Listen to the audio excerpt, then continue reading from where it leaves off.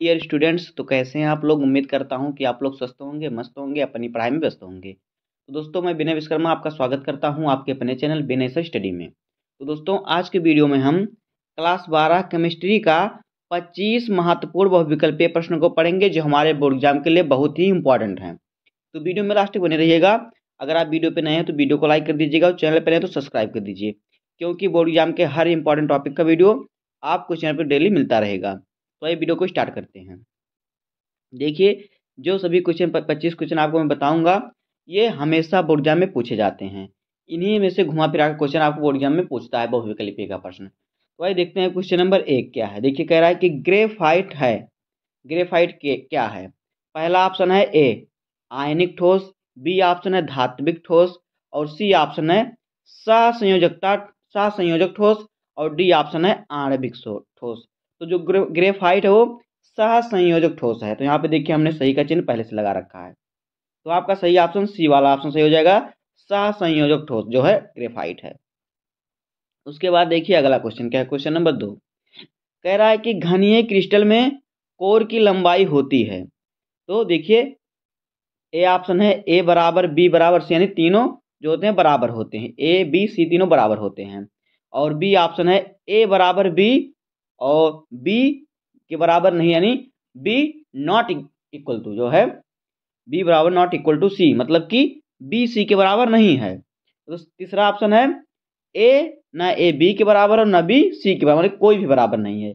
और D option है, कह रहा अल्फा बराबर बीटा और आर बराबर जो है 120। अल्फा बीटा और आर तीनों 120 बराबर होते हैं, तीनों 120 अंश का होता है। तो देखिए, यहाँ पे सही ऑप्शन होता है जो घनीय क्रिस्टल होता है, जो घनीय क्रिस्टल होता है उसका ए बी सी तीनों बराबर होता है। तो यहाँ पे ऑप्शन नंबर पहला हमारा सही हो जाएगा। अब देखिए तीसरा क्वेश्चन क्या है। देखिए, कह रहा है कि कौन सा संबंध विलयन के परासरण दाब को दर्शाता है। कौन सा संबंध जो होता है विलयन के परासरण दाब को दर्शाता है। तो ए ऑप्शन है पाई बराबर आर टी बटे सी, और बी ऑप्शन है पाई बराबर सी टी बटे आर, और सी ऑप्शन है पाई बराबर आर सी बटे टी, और डी ऑप्शन है पाई बटे सी बराबर आर टी। तो यहाँ पे सही ऑप्शन हमारा हो जाएगा जो परासरण दाब को दर्शाता है पाई बटे सी बराबर आर टी दर्शाता है। यहाँ पे हमारा ऑप्शन नंबर डी सही हो जाएगा। उसके बाद देखिए अगला क्वेश्चन, क्वेश्चन नंबर 4 कह रहा है कि किसी इलेक्ट्रोड का इलेक्ट्रोड विभव निर्भर करता है। तो ए ऑप्शन है धातु की प्रकृति पर, बी ऑप्शन है मोलरता पर, और सी ऑप्शन है विलयन के ताप पर, और डी ऑप्शन है इन सभी पर। तो जो इलेक्ट्रोड होता है, इलेक्ट्रोड विभव जो होता है वो धातु की प्रकृति पर भी निर्भर करता है, मोलरता पर भी, और विलयन के ताप पर भी निर्भर करता है। तो यहाँ पे ऑप्शन नंबर हमारा डी सही हो जाएगा, यानी इन सभी पर। अब देखिए अगला क्वेश्चन क्या है। क्वेश्चन नंबर 5 कह रहा है कि तनुता बढ़ाने पर विशिष्ट चालकता क्या होती है।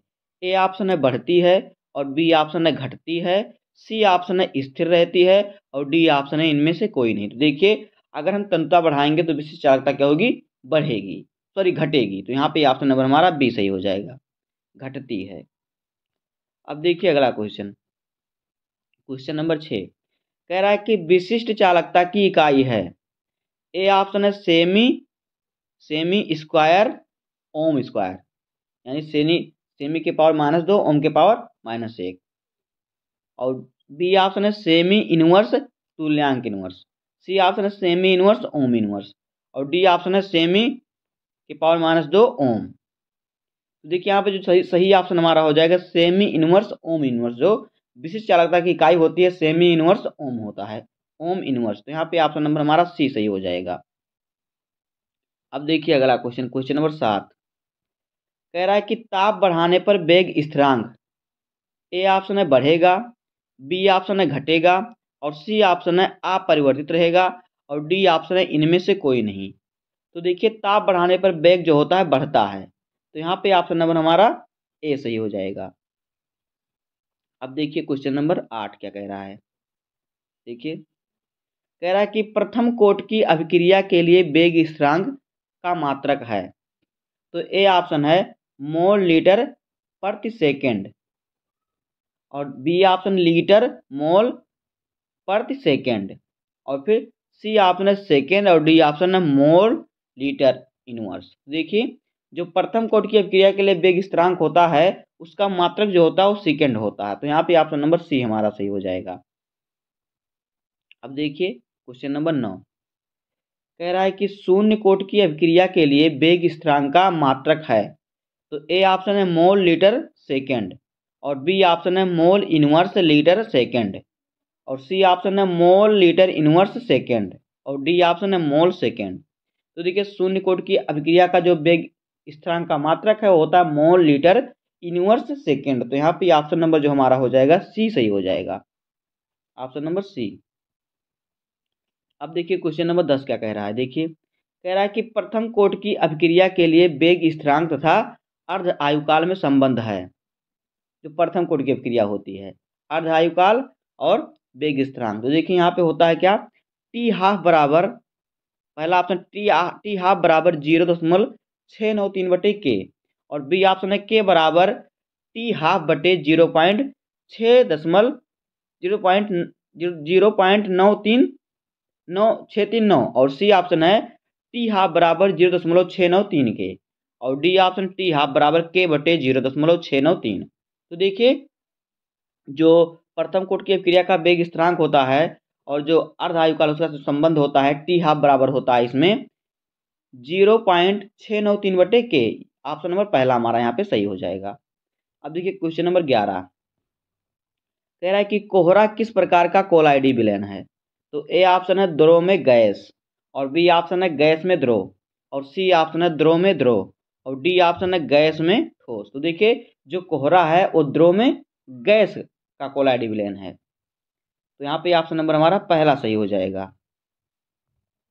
अब देखिए क्वेश्चन नंबर 12 क्या कह रहा है कि कोलाइडों को शुद्ध करने की विधि है, तो ए ऑप्शन है पेप्टीकरण, बी ऑप्शन है अस्कंदन और सी ऑप्शन है अपोहन और डी ऑप्शन है ब्रेडिंग आर्क विधि। तो देखिए जो कोलाइडो का शुद्ध विधि होता है अपोहन, तो यहाँ पे ऑप्शन नंबर हमारा सी सही हो जाएगा। अब देखिए अगला क्वेश्चन, क्वेश्चन नंबर 13 कह रहा है कि जल विरोधी कोलाइड है, ए ऑप्शन है स्टार्च, बी ऑप्शन है गोंद और सी ऑप्शन है स्टैनिक ऑक्साइड और डी ऑप्शन है जिटेलिन। तो देखिए जो जल विरोधी ऑक्साइड है वो है स्टैनिक ऑक्साइड, तो यहाँ पे ऑप्शन नंबर हमारा सी सही हो जाएगा। अब देखिए क्वेश्चन नंबर 14 क्या कह रहा है। देखिए कह रहा है कि ब्राउनी गति का कारण क्या है, जो ब्राउनी गति होती है उसका कारण क्या है, तो ए ऑप्शन है कणों का आकार और बी ऑप्शन है द्रव अवस्था में तापमान का उतार चढ़ाव और सी ऑप्शन है माध्यम के अणुओं तथा कोलाइडी कणों के बीच टक्कर और डी ऑप्शन है कोलाइडी कणों का आकर्षण तथा प्रतिकर्षण। तो देखिए जो ब्राउनी कण का जो ब्राउनी गति होती है, ब्राउनी गति टेढ़ी मेढ़ी गति होती है, ये ब्राउनी गति है, तो ये किसके कारण होती है, ये होती है कोलाइडी कणों और अणुओं के बीच के टक्कर के कारण। तो यहाँ पे ऑप्शन नंबर हमारा जो होगा सी सही हो जाएगा। अब देखिए क्वेश्चन नंबर 15 क्या कह रहा है। देखिए कह रहा है ए बी सी तथा डी सॉल्व की स्वर्ण संख्याएं क्रमशः 0.001, 0.15, 20 तथा 25 है, यानी ए का क्या है 0.001 और बी का है 0.15, सी का है 20 और डी का है 25 क्रमशः। तो कह रहा प्रभावी रच्छी कोलाइड है, इसमें जो प्रभावी रच्छी कोलाइड है वो कौन है, तो देखिए जिसकी स्वर्ण संख्या सबसे कम होगी वही होगा प्रभावी रच्छी कोलाइड। तो देखिए यहाँ पे ए ऑप्शन है, पहला ऑप्शन है बी, दूसरा ऑप्शन है ए और तीसरा ऑप्शन है सी और चौथा ऑप्शन है डी। तो देखिए सबसे कम जो स्वर्ण संख्या है वो किसकी है, ए की है, किसकी है, ए की है, तो यहाँ पे ऑप्शन नंबर हमारा ए सही हो जाएगा, बी वाला ऑप्शन बी से हो जाएगा ए। अब देखिए क्वेश्चन नंबर 16 कह रहा है कि शून्य कोटि की अभिक्रिया ए प्लस बी बराबर सी के लिए वेग दर है, तो देखिए दर क्या है, पहला दिया है दर बराबर के इंटू ए इंटू बी, ए अंश इंटू बी अंश, उसके बाद बी कह रहा है कि दर बराबर के इंटू ए बट ए इंटू बी, उसके बाद के पावर कह रहा है के पावर 1 इंटू बी। उसके बाद देखिए क्या है सी वाला है दर बराबर ए के पावर 0 बी के पावर 1 के और डी कह रहा है नॉट। तो देखिए जो शून्य कोट की अपक्रिया होती है उसका ए प्लस बी के लिए जो वेग दर होता है दर के बराबर दर बराबर होता है के इंटू ए के पावर 0 और बी के पावर 0। अब देखिए 17 नंबर क्वेश्चन क्या है, कह रहा है कि कौन सा विलयन का अणुसंख्यक गुण नहीं है, कौन सा विलयन का अणुसंख्यक गुण नहीं है। तो देखिए ए ऑप्शन है प्रासरण दाब, बी ऑप्शन है पृष्ठ तनाव और सी ऑप्शन है वाष्प दाब में अवनमन और डी ऑप्शन है हिमांक में अवनमन। तो देखिए जो विलयन का अणुसंख्यक गुण नहीं है वो है पृष्ठ तनाव, ये विलयन का अणुसंख्यक गुण नहीं है। तो यहाँ पे ऑप्शन नंबर बी सही हो जाएगा। अब देखिए क्वेश्चन नंबर 18 कह रहा है कि मोलल उन्नयन स्थिरांक की गणना की जा सकती है। देखिए ए ऑप्शन है के बी बराबर यम इंटू टी बी गुणे डब्लू बटे 100 इंटू 1000 बटे डब्लू और बी ऑप्शन कह रहा है कि के बी बराबर 1000 गुणे delta T B into W बटे स्मॉल डब्लू। उसके बाद सी वाला ऑप्शन कह रहा है कि के बी बराबर delta T B into M into capital D बटे में 1000 गुणे स्मॉल डब्लू और डी ऑप्शन इनमें से कोई नहीं। तो देखिए जो मोलल उन्नयक स्थिरांक होता है उसकी गणना जो करते हैं यानी उसे निकालने के लिए सूत्र लगता है होता है के बी बराबर delta T B into M into capital W और बटे 1000 गुणे स्मॉल डब्लू। तो हमारा यहाँ पे ऑप्शन नंबर सी सही हो जाएगा। अब देखिए अगला क्वेश्चन क्या है, क्वेश्चन नंबर 19 कह रहा है कि सबसे मीठी शर्करा है। तो ए ऑप्शन है ग्लूकोज, बी ऑप्शन है माल्टोज और सी ऑप्शन है फ्रक्टोज और डी ऑप्शन है सुक्रोज।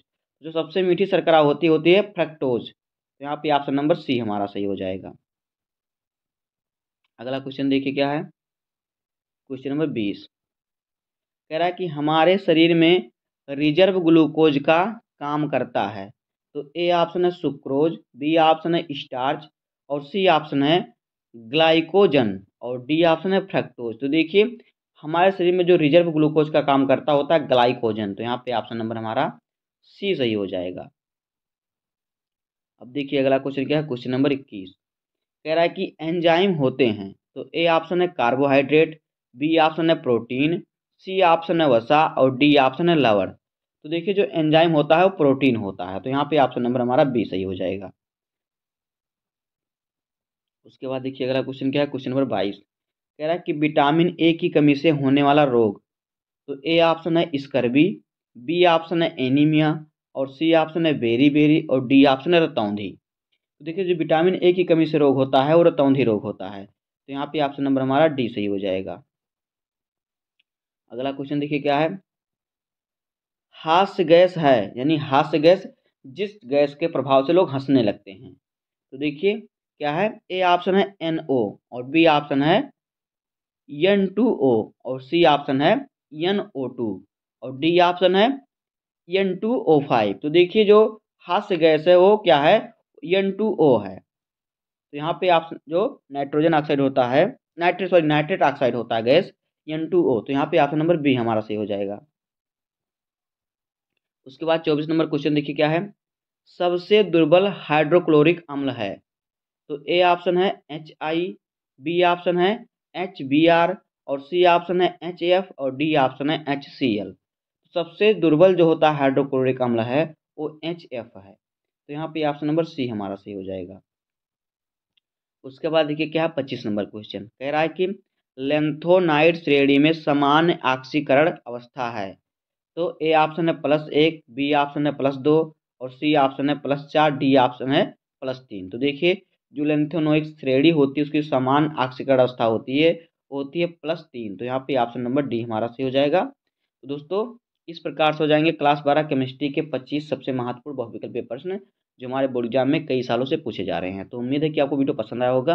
अगर आपको वीडियो पसंद आया हो तो वीडियो को लाइक कर दीजिएगा, चैनल पर नहीं तो सब्सक्राइब कर दीजिए, बेल आइकन प्रेस कर दीजिए क्योंकि बोर्ड एग्जाम के हर इंपॉर्टेंट टॉपिक का वीडियो आपको इस चैनल पर मिलता रहेगा। तो मिलते हैं किसी नेक्स्ट वीडियो में, तब तक के लिए धन्यवाद, जय हिंद।